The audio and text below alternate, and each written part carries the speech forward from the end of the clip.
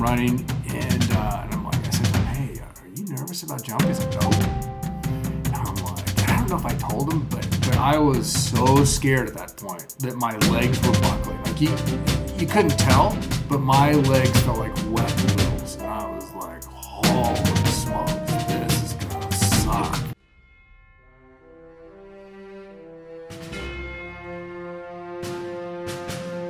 Welcome to Mindset Lessons from the Field. I'm Gina Cazazza, the author of the upcoming memoir, Training with a SEAL. Today's guest is a former Navy SEAL officer who served for 9 years.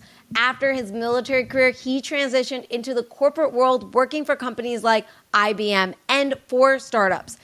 One was a small team where he successfully grew a 15,000-person, $400 million company to a 31,000, $1.2 billion powerhouse in just 10 years.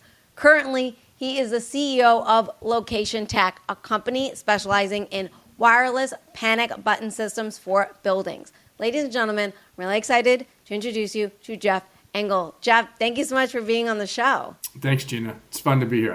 I shouldn't talk about this, but the pre-conversation, just really enjoyed getting to know you. So, I'm glad we did that too, because I'm excited to talk to you because I find you really interesting. Like, all the stuff that you say really resonated. I watched a couple of your interviews, obviously, beforehand. And a lot of this stuff really resonated because I'm kind of going through a lot of the stuff that you talk about through a new business and, my own business for like my books and my speakings. I want to go to like kind of the beginning, not like the super beginning, but like when you were scared of heights, didn't go to the Navy, you were just like, you passed on it just because of that fear. And you're around 22 and you didn't want to have a regret because of a fear. What was going on through your mind when you passed on it?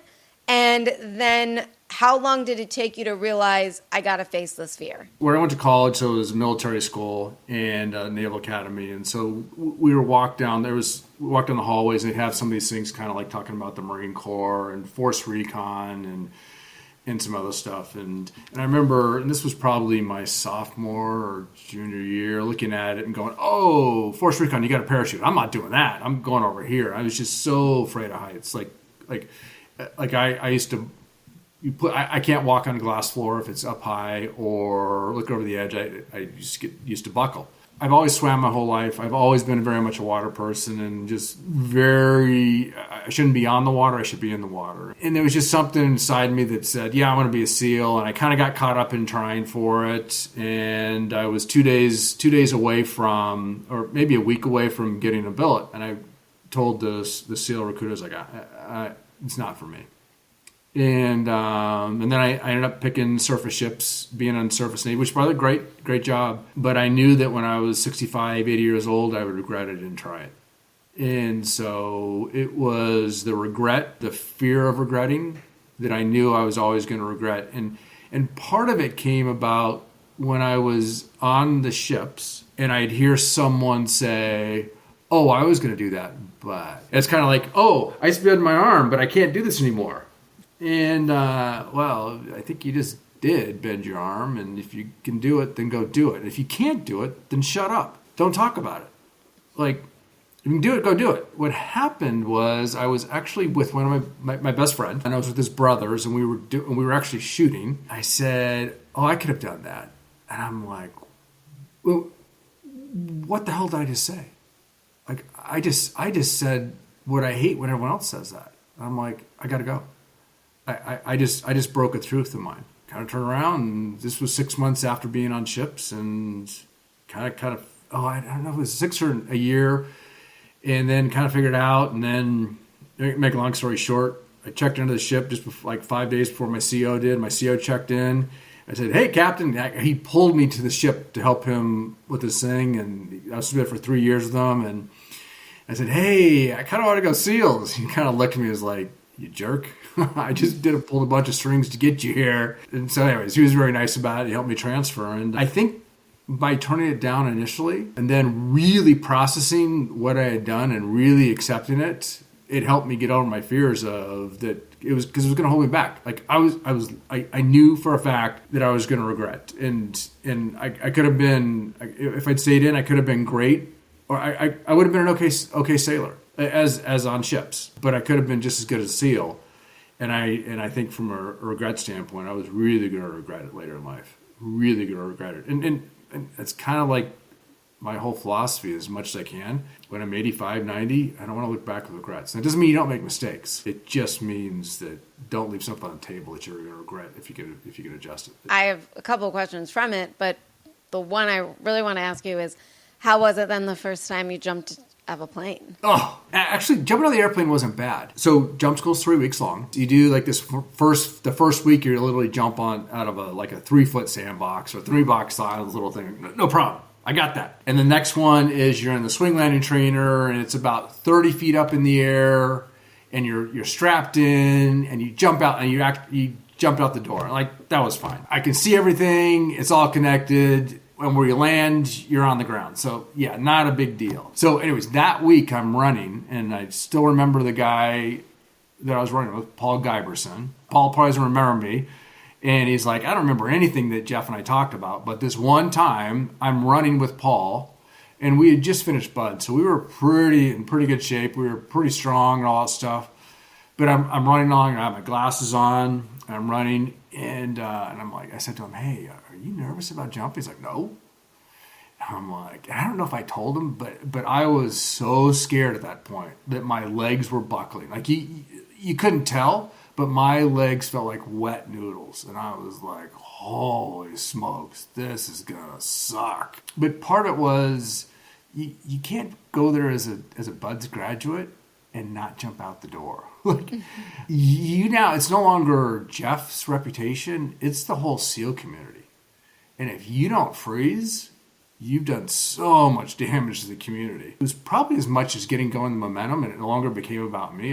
It went about, I'm representing a group of people, and if I quit, then man, that is shameful. No, I was pretty petrified. Joke is when you first jump out of an airplane, the first time, but the second, third, and maybe fourth or night jumps, and they joke about that because your eyes are closed. But I never closed my eyes jumping, and once you get up in the airplane, you just cowboy up and go out the door. It's the fear before you actually have to do it that gets you in the piece. And so at the end, towards the end, like I have a picture of my last jump, and I had a big smile on my face, and I realized that was one of the tricks I used to do. I'd get there for something I didn't want to do. I'd put a smile on my face, and it would help change my behaviors. And humor, one of the best things. The darker the environment, meaning the more oppressive, the better the humor gets. So some of the most funniest events that I had was when it was the more miserable, the better the jokes were, the better the humor was.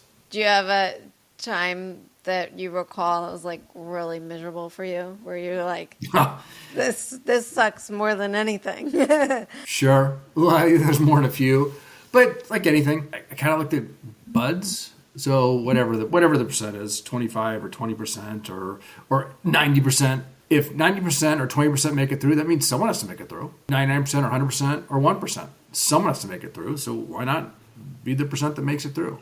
Even if it's 1%. Well, someone has to do it. We're not talking about the first person to swim across Engel's channel. That's different. Someone's done it. So if someone's done it, then it can be done. Nothing that I've done hasn't been done in some form or fashion. So I remember, like at Buds, there was really nothing that I hadn't done on my own. I just hadn't done it all back to back to back. And there was really nothing that I hadn't done when I was in SEALs. It just may be in a different form. I've walked through a field and I've walked through a forest, but I had never walked through a jungle that had triple canopy, meaning 3 layers of vegetation on top at night. So it's literally pitch black. So when you step on something, you can't tell if it's going to support your weight. So I remember this one guy, Rod Hooks, who I was just at his retirement. We were on a patrol and he weighs a little bit more than me. I stepped on some stuff and it carried my weight. He placed his foot on it, and then he fell into a 5-foot hole. The funny story is he fell so hard he's bent his rifle, and we didn't know he bent his rifle until he went to the shooting range and And he started going, why are all my shots off? And then we figured out he did. But the whole piece is, where I'm going back to, is I've done each one of those pieces. Like I've walked in a trail, I've walked in a forest, and maybe not triple canopy, I've walked at night. So like all the parts are stuff that you've probably done. It just may not be in that bundle, but you can find enough commonality of like, oh, I've done 75% of this before. I haven't done exactly like this. And when you look at this by itself, like, oh, that could be scary. But I've done 75% of this already, so it's only 25% that's new. So by breaking the problem down or breaking the evolution down, it becomes much easier. I want to ask you from Buds, from what I heard from an interview, you were in a lot of the goon squads, or you were in all of the goon squads, right? So were you ever concerned that you weren't going to make it or like get caught due to performance? Did you ever get down on yourself because you were in the goon squad? I mean, I just know from when I was training, I was last all the time. I mean, like, and when I mean last, I mean, like, they could have ordered a pizza by the time I got back, okay? Well, so it was funny. So I was on, Mark Devine, who, he was, I think he was at SEAL Team 3 at the same time I was. And so we definitely overlapped, and he was on, someone talked about it. He was like, oh, like, because he was never gooned. Like, he never made the goon squad. Like, he could run, he could do all that stuff. So he kind of equated it as like, oh, yeah, goon squads where losers are. And I'm like, oh, no, I like the goon squad because, and there was Derek Van Orden, who's a congressman now, was in my Buds class. Because what ended up happening was I was not a great runner. So we'd start, and the pack, I'd be just behind the pack. A lot of times the instructor was like, okay, we're going to cut the line off, and then Jeff's the first person that gets gooned. And then we just start gooning everyone else. And so, okay, just put me through another form of exercise. Hell Week is just one evolution after the next. Okay, go to the next one. Go to the next one. And Goon Squad is, okay, we're done with the run. Now we're going to do the next training exercise. Okay, so what? And Derek he wouldn't laugh at me, but he could always tell, like, if I'd been doing something extra. Like one weekend I went out, and I didn't party, but I was just spending too much time at the time. I had a girlfriend at the time, and I was spending too much time not sleeping, not preparing. And he came up to me towards, this was in third phase, came up to the end. He's like, what happened to you? Like, you normally smoke everyone in the Goon Squad. Because I'm like, I get that. I was like, let's go. Everyone else gets kind of depressed. So I'm like, new evolution, new day, let's go. And he goes, what happened to you? Like, you weren't doing so well in the Goon Squad. And that's the point I was like, oh, yeah, I need to get my sleep. Not get enough sleep, not good. Any evolution you get caught up, if you're not number one, then so what? Like, and you're getting gooned, so what? It's not going to kill you. Like, it's literally, none of the stuff's going to kill you. And if it does, well, okay. I mean, and by the way, I'm not trying to be morbid. By the way, I'm not a super upbeat guy or like, oh, look at how beautiful everything is. Like, it's just like, that's the next evolution. Next evolution. Okay, let's do our best and figure out what do you have to do to get out of the Goon Squad. Put out harder than anyone else and win, and you get out of the Goon Squad. Okay. Or you can not try and be a little slower and do 5 or 6 evolutions, and then the beating gets worse. Figure out the evolution, figure out what you have to do. I mean, so I actually did okay in Buds from the standpoint of I wasn't the honor man, but I was surprising myself. I was close to the top, and it was because I could swim. I mean, I was very comfortable in the water, and most swims I was top tier. So any swimming evolution I was fine on. Obstacle course, I wasn't top, but I wasn't the bottom. Runs, I was okay at, but but I definitely had to put out and runs to make the times. I actually thought Buds was kind of one of the better parts of my life. and not for a morbid reason, but all you do is you're paid to work out and eat and work out. And you had decent education, so you didn't have a lot of distractions. It's not a bad, like, of course it's miserable and all that stuff. A lot of ways it wasn't that bad. It could have been worse. Like, so. Like your philosophy I really like, where it's like, well, this sucked less than something else I could have been doing. Yeah. Oh, so I remember during Hell Week, and I think I've talked about this one before. So the instructors come up to me, and we're freezing, and I don't know what it was, but it was really cold. And like, hey, I don't know what, if it was Lieutenant Engel or whatever, or Mr. Engel, I don't know what it was, but they said, hey, you could quit right now, and you can go get a warm cup of coffee and be on that ship. But I was like, oh, hell no. That place is miserable. I'd rather get paid to work out and get beaten than to be on a ship. And but not a bad life. It's just not the life I wanted. Like I've been there, done that. Being on the surface Navy is a tough life. Like it's tough. I mean, if you love being at sea, then it's great. Yeah. So it's funny. Like the things that people try and punish you and try and make you feel bad is like, oh no, that's worse. That sucks worse. You served with some really great. You had some great teammates that you served with. And you mentioned in the beginning of this interview, your life could have been in a totally different path had you not decided to go and give this a shot, right? So one of the things that I want to ask you that I listened to in an interview where you mentioned a lot of the lessons that you learned, you take with you, and that's how you are successful in the corporate life, in the companies that you've done. So what do you feel that you've learned that translates well into the civilian life? I don't know if we talked about this prior, but JP, John Paul DeHorio, which he's, if you've ever heard of Paul Mitchell Hair Care, which is the white bottles with the black labeling. And there's actually a whole story behind why he picked white bottles and black labeling, because it's least expensive. And then he also did Patron. So I was driving him to the airport one time. And at the time, I think he had like 12 to 15, 18 different companies that he was running or he was involved with. And I was like, how do you do that? Like, I have a hard time doing one job. And he said, you got to learn the language. He goes, if you learn the language of that area, you can do it. In business is business. So you need to make more money than you spend. And so you need to grow your revenue and cut your costs and all that stuff. So that's the same. But the language is different. The lesson that JP taught me, and it's been probably one of the fundamental things to it. And I had a chance, and he doesn't remember, but I had a chance to thank him about a year ago. Like, thank you for that. And obviously he didn't remember me who I was. And it was on the phone. But it was learning the language of where you have to go. And so anyone transitioning, I don't care if it's the military or anywhere else, but if you're transitioning into a new discipline or a new role, or you want to, you have to learn the language of the people you're going to. So if you want to become a supply chain person, you have to understand and speak supply chain. If you want to become a marketer, you have to understand the words of marketing. One of my roles was I did in-store marketing, in-person, how someone engaged marketing items, how do you get one more item into a shopping cart. But then I had to go into this world where I'd start pushing new products into the digital world. So it's still marketing, but it's a different language. So I took 5 months of classes through the University of Illinois Urbana, all in digital marketing. And it helped me convert the physical marketing language to the digital new media marketing language. And going, oh, different terms, same thing. And so I learned to speak the language. So early on, I was a supply chain guy, then a physical marketing guy, in-store present marketing guy. Then I learned the language of digital marketing. And so it's going back and learning the language, the education. And so I do go back to school for classes every so often. First one after military was MBA, but that was really the real core classes with 3 classes around procurement, supply chain. That got me into IBM.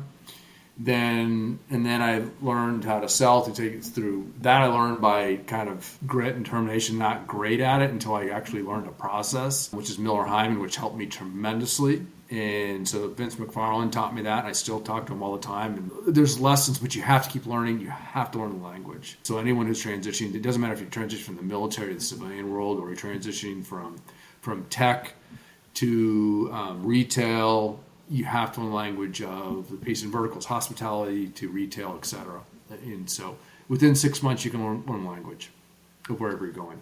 But you have to learn the language. I heard that one of the companies, I don't know if it's the current one or a different one, but you mentioned like the first 4 years was very, very brutal. At what point do you go, this isn't going to work? Like, it's like, I'm going to keep going till it works. But at what point, like, is quitting okay? Or it's like, okay, I got to just end this company and try something else. You have to look at what the market's telling you. The market will tell you if it's viable or not. Not if you have a good idea.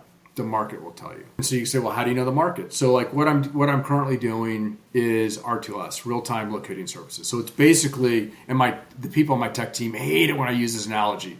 But on your phone, when you have this little dot that follows you on Google Maps, that little dot is location services in the outside world. As soon as you walk into a building, that goes away. What RTLS is really that dot. And it's not exactly like this, but it's that dot of where are you in a building. So what we do is we do what floor, we can get you what floor and what room you're in a building. So if someone, and I need to update my background, but if someone pushes a button on a panic button, this within a building, they know where they are. And I'm looking for or on this panic button, or on this Motorola radio. This is a little small wearable that has a little button. And so we don't do anything with this hardware except for when you push this button to do the location, it's the same as pushing this button for location. So it goes and it gives you your right floor and room location. So if you can do it mobile, then you can do it in fixed location. So back to your question is, how do you know to keep going?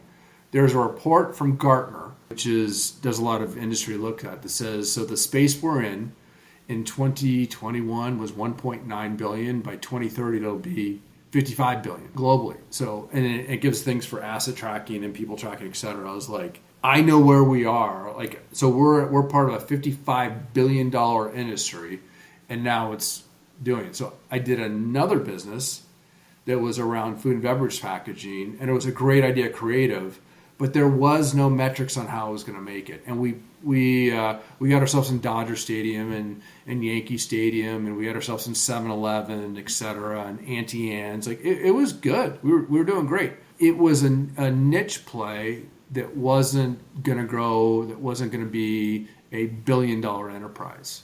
And so it's really a decision on, and nothing wrong with that. Nothing wrong with having a company that produces, that gives you enough money to live off of. Like, great. Lots of people do that and have a great life. It was going to be struggling to get to the next level. And so I shut that one down because the indicators, the market wasn't grasping it hard enough to do that. What we're doing now with the RTLS is the market's there. Like, so you think about everything that's done outside in the way of collecting intelligence on movement outside is coming to the inside world. It is coming to inside buildings. And it's not Big Brother tracking you, et cetera. Like, that's not what it is. Like, because like this button here, you're not tracked. Or this, the radio, you're not tracked until you push the button. When you say, I need help. And by the way, it doesn't mean that something's wrong. It could be you're a school teacher and Sally or Bob or Pat skinned their knee. So you push the button, and so but you stay with the kid, and then you can start talking to them like, hey, Sally, Bob, or Pat skin their knee, and can you bring them some Band-Aids? But I don't want to leave them because they're crying, et cetera. And of course, at that point with a little kid, you need to give them attention. But you may be in a high school where you're like, hey, I'm breaking up a fight, which hopefully it doesn't happen, but you're breaking up a fight. Like, you don't want to be talking to anyone while you're trying to like focus on the event in front of you. So like, this is a better one where you just push the button and they come know where you are and don't talk to me because I'm paying attention to what's going on in front of me. Or this one, you push the button, and maybe you do want to talk to them, like if you're part of the services. So there's different tools for different environments, for different use cases. And so, but our focus is really around the software that drives that. So now the question you asked me is, how do you know? I have outside indicators, outside reports that tell me the market for this space is $55 billion. So now I need to figure out, how do I get us to have a slice of that pie at this? And so there's ways to do this for self-funding or get venture funding or private equity funding. And luckily, I've kind of done all those things, so I kind of know what's going to be best to get me where I want to go without giving up a big chunk of the company. And more importantly, making sure that the teammates that are with me on this journey, making sure they get taken care of. I like how you said that because I was listening to an interview when you talked about taking care of like your pain last or something you were mentioning, like, you know, like you eat last. So because if you eat first, then, you know, you forget that you were hungry, and then, you know, you forget about your other, like you just satisfied yourself, but you forget your team was also hungry or is also hungry. And I want to just talk about like the lessons that you learned. I definitely butchered that, by the way, on teamwork, and that translate to you being able to run such a successful company and serve so many people. I mean, from a company going from 15,000 to 31, that's a big jump. This sounds so, I don't know how to explain this because everyone's like, oh, that's such a cookie butter answer. Of course they said that. But most leaders, most C-level folks are narcissists. So I hate to say that, but if you look at the stats, it's all about them self-serving. And by the way, there's lots of folks that I can point to that are not that way. But they learn that's the line you got to give, is like, oh, it's about everyone else. It's about everyone else. I think about the team I'm with now. I just give that caveat. Like, the team I'm with now, sure, I'm the CEO of the company, a lot of times I'm just the figurehead to help block and tackle and get things out of the way so they can do the job. Because when it comes to system architecture discussions, I'm not the leader of that discussion. I just try and hang on mentally to hold on to understand what they're saying. And I'm hoping I can understand what they say when they get done. And luckily they're kind enough, so I do follow along. And then we have the lead software guy, like he's the lead for that. He's leading that charge. And then the head of product leading the charge in that. And then the head of Q&A. Like those are different leadership roles. At any given time, someone else is leading. And that goes back to when I was in my platoons and we had a point man. He was leading. We also had a breacher that at certain times he was leading. And I do use he because at the time there's only guys in the SEALs. And I had the radio man, and he was the leader when it came to radios. And sure, we were all cross-trained and all that stuff. But there's certain times someone's the leader for that section.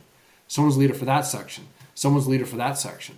And so everyone amongst a group are really peers. It just happens to be when you're forward facing, sometimes you have to put someone in front so that others outside know, like, who's the lead person I got to talk to. So when I want to go yell at someone, I go yell at them. Your job is to take it on the chin and protect your guys as much, the men and women, as much as you can. So one of the quietest people in my group, she doesn't talk much, but when she talks, man, do I listen. Because I know her words matter, and I can tell you when she goes away on vacation or something goes away because I just feel it that things kind of like don't work as well. So it's not the loudest person in the room. It's not the person who's talking or whatever else. Everyone uniquely brings something unique to the table, and at any given time, someone is leading, and it's not always the same person. And as a leader, the best thing you do is shut up and get out of the way. Like, seriously, just get out of the way because you're just going to get in the way and screw it up. And just give them the air cover to go do what they do well. And if they can't do it on their own, then they're not right for the team. And that's the part. If they're not right for the team, you need to go have the conversation with them. I'm going to go back to the plane on, like, facing that fear, right? And then it's just like, okay, I did it, right? And not that bad, right? And then it's like, how do you face like a uncomfortable conversation, those things that are a different type of fear? Some people are scared of confrontation and things like that. Like, how do you face something like that? Well, I'll tell you, you're never good at the first time you do it. And you look back from if you do something 10 times, pretty confident the first time you do it, you're going to be horrible and you need to get better. Letting people go. Like, I was proud for a long time. I never had to let anyone go. And then I started getting roles where I had to start letting people go. And I didn't do it so gracefully at first. I worked on it and got better because I didn't like the outcome of how I felt afterwards. Because I didn't feel like having to let someone go, that doesn't mean they're a bad person. And there's lots of reasons why someone may not be part of the team. Business to me is just a sport. It's just a sport. It's like kickball. So, and I use this analogy. So you have two teams. You have 21 people that want to play. And there's two teams of 8. And so you have 8 people picked and the 5 people left over. That's unemployment. And now you have the two teams. You have the red team and the blue team. Blue team wins. Red team's all pissed off at each other. Like, some people get fired off because you get some people get fired. You pull some people from unemployment. They switched out. Some of these people get unemployed. The whoever this team is, like, they're happy high-fiving each other. But there's a dog. There's always, in every team, there's always a dog that gets kicked, and typically they get blamed for stuff even when it's not their fault. Like, oh yeah, that person's a jerk, whatever else. So they're incompetent because it's easier to kick the dog than to sometimes accept accountability. And so there's all these things. But at the end of the day, how did the team captains get picked? Who knows? But somehow the team captains got picked, and somehow they got put in that position. And the team captains pick the teams, and this team captain didn't get the right team together. And whatever reason, maybe it's because the key person got picked here over first and they flipped a coin. Who knows? You don't know. And so if you're not part of the team, you get kicked off the team. So it's like, who cares? It's just a sport. By the way, I have a hard time when it happens to me. I have a hard time accepting it. But you, like, work and all that stuff, you can't take too serious. And by the way, I need to listen to my own advice. So business is just like kickball. Like, you don't know who's going to be team captains. And it's really about relationships. And if this team over the dog, if the team likes you, you're not going to be the dog. But if you kind of like stand out, like the nail that needs to be hammered down, you can easily do that. So you have to think about, are these people your friends? Do you want to be with them? Like, are they the right group to work with? There's just so many dynamics in business, and there's just so many dynamics in kickball. It's just a sport, and just, did you give it your best shot? When you went up to kick the ball, did you give it your best shot? And if you didn't, well, try better next time. And by the way, try better next time just is not like really try. It's like, think about, what can I do better next time? Like, did I not place my foot next to the ball when I kicked it? Or did I kick with my toe, or I kick with my instep? Like all the things that you learn if you play soccer, because when you started kicking a ball in soccer, you're much worse early on than you were later on. So everything's evolution, everything's better. So back to the original question, letting people go or tough situations, those are tough. Or anything new in business. It's tough the first time you do it, but you learn and you reflect. Now, how did you do throughout your time? I heard, the military is really good at getting you used to failure. It's like they purposely fail you, right? They set you up for failure. So they see how you do and you react and all that stuff. Is there any lessons that you learned, or is there a story where it really counted? Like this was now we're not in training anymore, where something happened that affected you, and then how do you let that go? If you're failing at something, you fail at something, and then it's just you dwell on it and you think about it. How do you let that go and not let it affect you? Yeah, there was in a podcast the other day that you just said the word, let it go. And I thought that was really, really simple and sage advice. So if you can identify the root, you've got to get to the root cause of whatever the issue is. And if you could package it and you can clearly identify, that's it, then you can address it. And so there's what's called the 5 whys. Example, the car didn't start. Well, why didn't the car start? First question is, well, the battery was dead. Well, why was the battery dead? You keep going through all the steps. And the last one was because the ground cable wasn't the bolt on the ground cable wasn't tight, as an example. Well, why wasn't it tight? Because the manual didn't say you needed to check it. Oh, the root cause is the manual. It wasn't the bad battery. It was the manual didn't tell you to tighten it right. So you've got to get to the root cause. So you ask the 5 whys to get to really the root cause. If you can't get the root cause, then you're solving this problem or this problem, which isn't the fundamental issue. And so until you get to here, you're letting go of the wrong things. But if you can figure out to get to here, then you can let go of the problem, and then you can help move on. So, and that's the hard thing. Yeah, I just analyzing and identifying, and also, it also takes a lot of accountability too that they don't want to do either. Sometimes they just don't want to ask those questions because they don't want to get to the root cause. They just rather blame something else. Oh, it's easier. I'm starting to become more comfortable saying this. I don't remember a lot. And part of that is I ruminate a lot. I don't know if it's a good trait or not. But I'm always thinking about the business and always thinking about throwing it out there and solving that. How do I get to the 55 billion? How do I get so that I actually have a meaningful slice of the 55 billion? And how do I get to the steps there? And by the way, that's a long ways off, but but how do you but you've got to get the steps to get there. And so I'm always thinking about that. So there's other things where I don't do as well in, and I'm not saying I do this well, but I'm saying there's other things that if I'm always ruminating about this, or it's heavy on my mind, or just thinking about it, there's other things that I miss, when I'm having conversations with people. I sometimes my brain just does not suck those things in unless it's a big memory, unless it's a big event. I don't always remember it that well. The point I went way off task is you have to figure out what works for you, and you have to figure out how you think, and then be okay to accept who you are and how you think and all that stuff. And some problems you just may not want to solve. You just may not be worth the effort. You can't solve everything. But focus on things that matter for you. So when I'm 85, I regret I didn't solve it. Or, I didn't care. Who cares? I don't remember that exact conversation I had with my son or with my kids. But I remember we had a great time.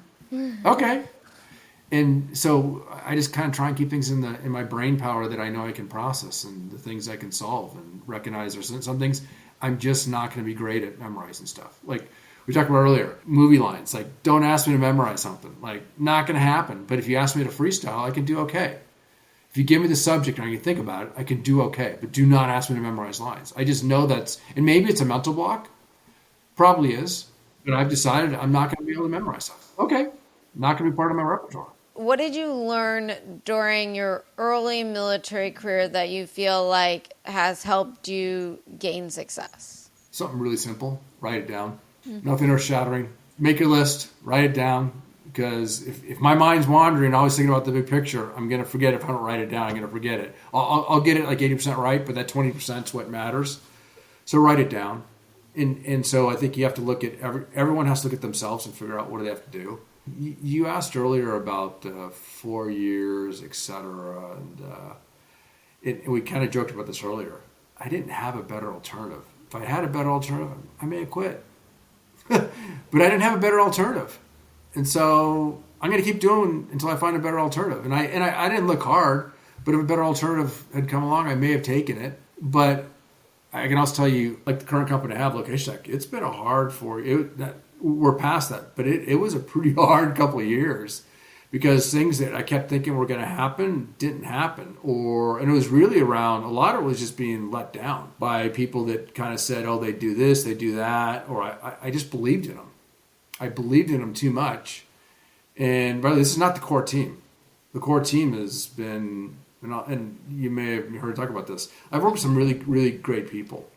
And in my platoons, et cetera, and Admiral McCraven and some others, and some were better than me, and I was better than some. But the current team I'm working with, everyone in their respective roles, every one of them is better than me, like everyone, and that is a chance of a lifetime they hadn't put in me.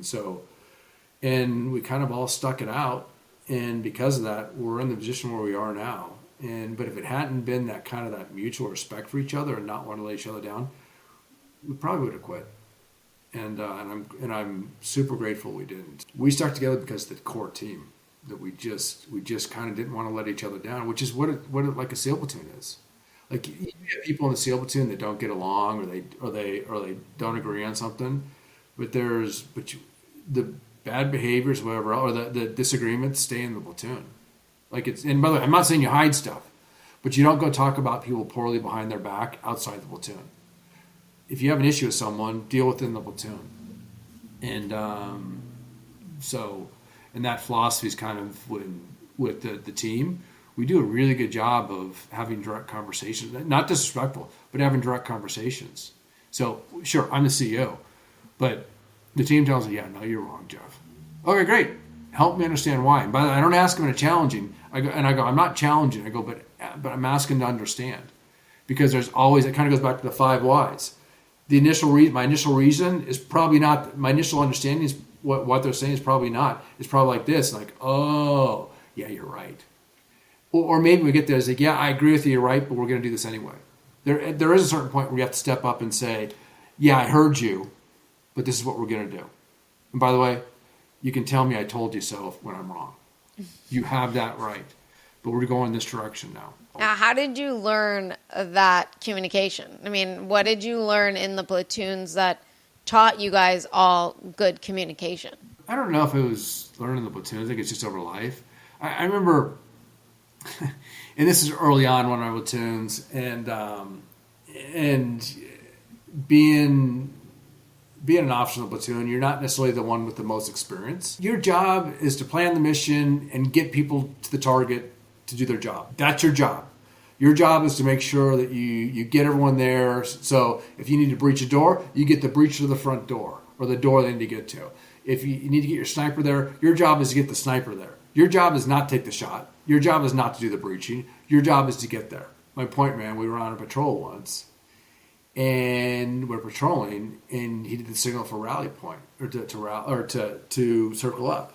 And I was like, hey, I was kind of like, hey, dude, what the hell are you doing? That's my job to do that. And I was like, and I kind of reflected really well. I was like, what the hell did I just do? Like, I think I got to be so much in control that I can't tell the point man.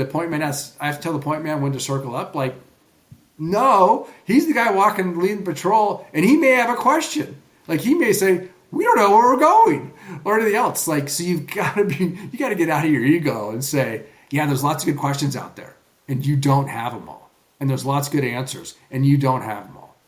And so it was like embarrassing moments like that where I don't know if it came out.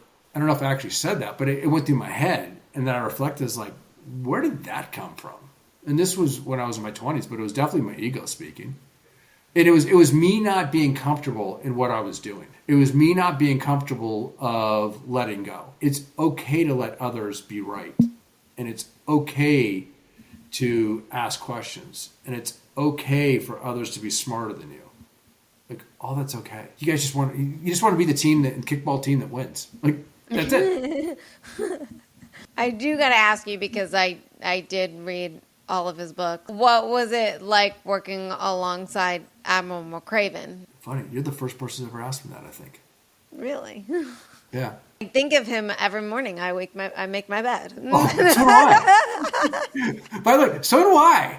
It's funny. Like, I make up my bed. I'm like, I'm Admiral McCraven. Yeah, And, every morning. And sometimes I'll get up to walk past the bed, and that speech goes in my head, and I got to go back, and I'm like, I got to make the bed. I got to feel accomplished. This is, I don't want to say this is a loaded question, but this is a loaded question for me. There were some calls that I made that he didn't necessarily disagree with. And I never went back and said, oh, I was right. And there was an event that happened, and a couple people, like I had someone come up to me 10, 15 years later that said, thanks for making that decision, because I would have died that night. And there were some calls that were made in the field, et cetera, where I in hindsight, I made the right call. But Admiral McCraven was absolutely right to say, yeah, you needed to do that. Because in his role, he needed to tell me that. Because it actually made me better. Because I thought about that. I thought about that for 15, 20 years afterwards. I kept going back and thinking about, how could I have done it better? What could I have done better? And I literally replayed that event time and time and time and time again. I had some people say, dude, you got to get over that. But I kept thinking about that, and I kept getting better and better and better solutions. So I kept thinking these contingency plans.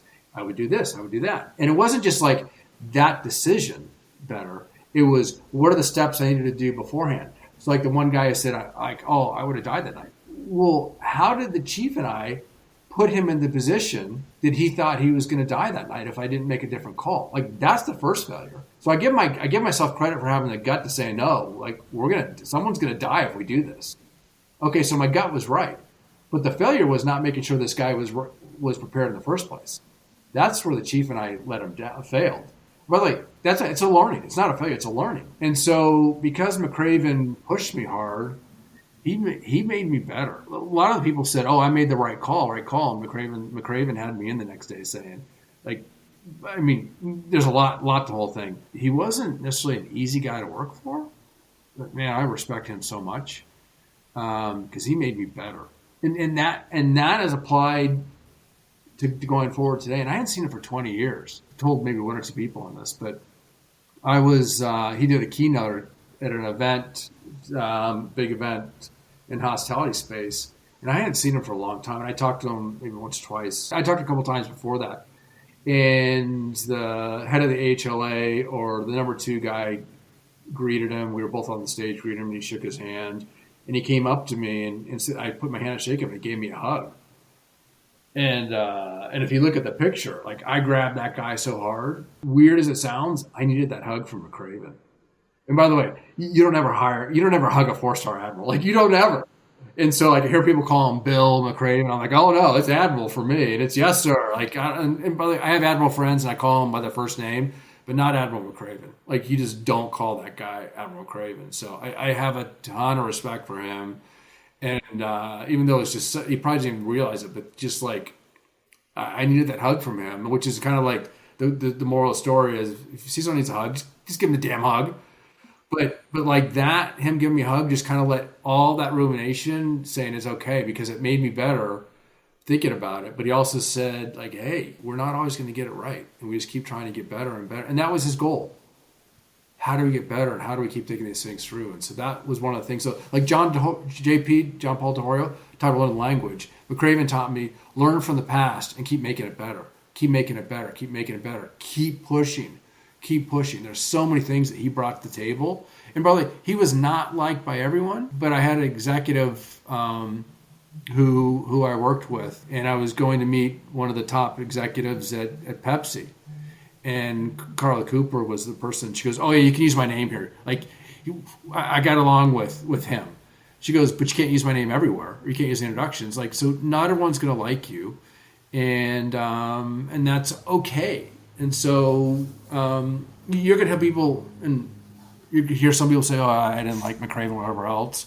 Or you'll hear people like that say they love McCraven, or you'll hear other people that say, "Oh, I like that guy or that gal." You're not going to be liked by everyone, but you can learn from everyone, the ones you like and the ones you don't like. So back to your original question, I am so grateful for working for Admiral McCraven. Like, so grateful. Like, there is so many talented people that came out of that time when John McTighe was the CEO that McCraven replaced, and then McCraven. Harwood came after them. Like, there's so many talented people that came out of SEAL Team 3 at that time. And most people will never know about them, but they set the stage for a lot of good things. And I mean, I mentioned one of the guys earlier, so went on to do some like legendary things in the undersea world. And he just recently retired, but yeah, a lot of talent that most people will never know about. And by the way, they were undiscovered talent. Most people will never know about them because they weren't there. But they either did stuff directly, or they helped train or lead other people to do great things later in life. So grateful to work for the guy. It's interesting that you say that because, I mean, as I told you earlier, I worked for Penny Marshall, and it just reminded me of that because it's like some people hated her, some people loved her, but in the end, it was just like, a lot of us are just grateful to have that opportunity. It was very, very relatable, even though it's two totally different environments, totally different people. It's the same. It's the same. Like, and that's like, so I talked about earlier, learning the language of supply chain or sales or marketing. It's still the same. It's just skinned a little bit different. So I was asking everyone the final question of the show. What advice do you have for us, civilians, everyone listening to the show, that we can do on a daily basis to develop our mental strength to face the challenges that are coming our way, or be able to not quit when we want to take the easy road? I don't know if I should have some whimsical saying like, "Oh, go brush your teeth twice a day," or make your bed. McCraven took that one. And start your day. And so I'm going to deviate real quick. Even McCraven learns off that story because I've seen him give the speech about making his bed and why he does it. And as it evolved, he started becoming more in touch of why he did that. And he started becoming more sharing of making his bed, et cetera, and what it meant to him. He probably already knew, but I think everyone just try and be a little better. And we all have ups and downs. Like, we all have times where we're doing great in life, and there's times where every one of us go, "Man, life sucks. It's horrible," but that'll end.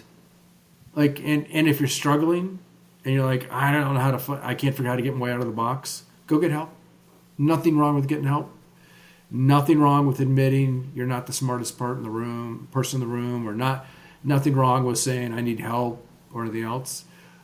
But I will say, at the end of the day, you have to do it yourself. You have to do it yourself. Like my current company, I intentionally didn't take money early on because I didn't know if I could do it. I didn't know if I could pull it off. And so I wasn't going to take someone else's money to start the company and keep it going. And so I put my own money in. If I'm not willing to bet on myself, then why do it? So I think back to the original point, the wonderful thing is, don't be afraid to bet on yourself. And by the way, you're not going to get it right every time, and you're going to stumble.